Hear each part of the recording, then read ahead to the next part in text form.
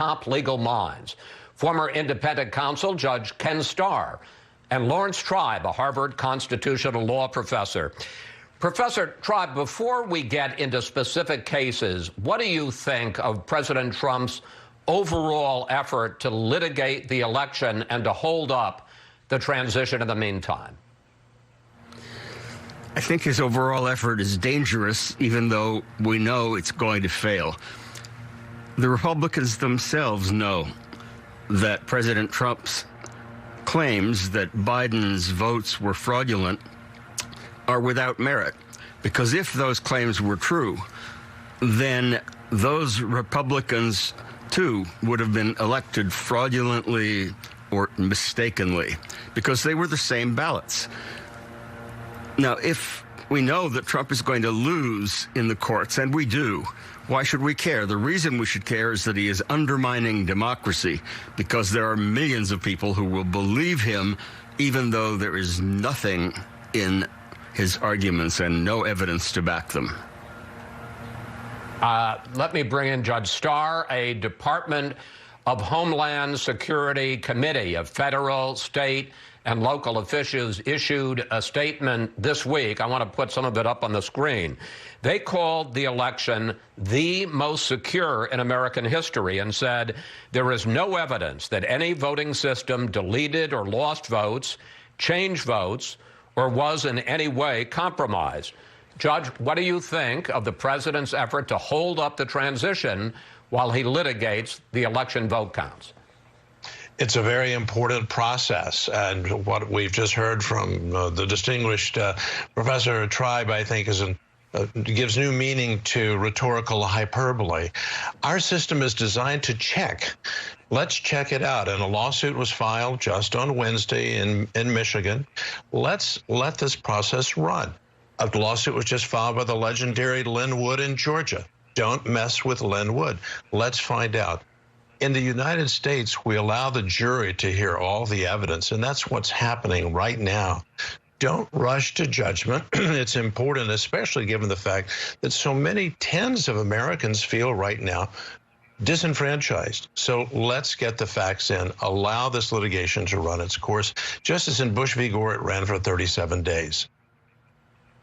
Okay, Judge Starr, it is now 12 days since the election. What is the best single case that you think the Trump legal team has out there, and would it be of a sufficient dimension? Would it switch enough votes in that one state to overturn the vote count and the electoral vote in that state? Well, let's just take Michigan. The lawsuit that was filed, and again, we have to let the lawsuit run its course. The lawsuit, if it is meritorious, that's the if, we need to know, would change over 1 million votes. In Georgia, ditto.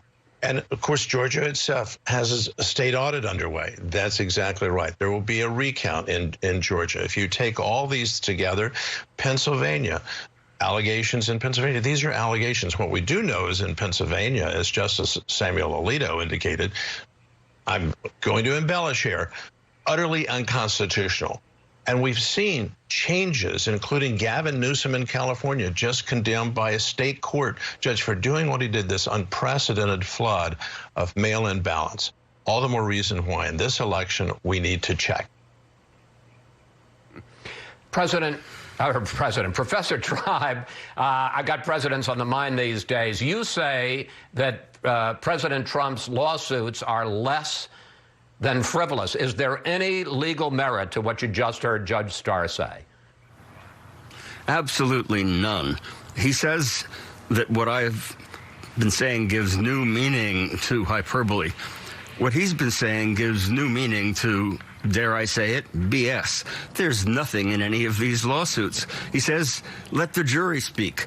The jury of an unprecedented magnitude, 160 million Americans, has spoken. You can file lawsuits till the cows come home. And there's no end to it, but it's nothing like Bush v. Gore. There, they were recounting, not just counting, and there was a 537 vote margin. And when the U.S. Supreme Court said it's time to stop the recounting in accord with the law of Florida, I didn't agree with that, but that at least was a legal judgment.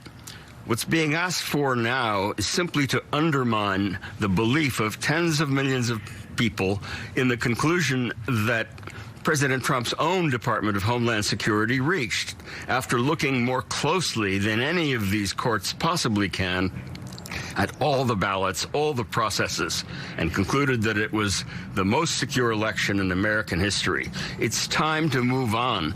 We know that Trump won't. He's going to be out there yelling and screaming and complaining. Gentlemen,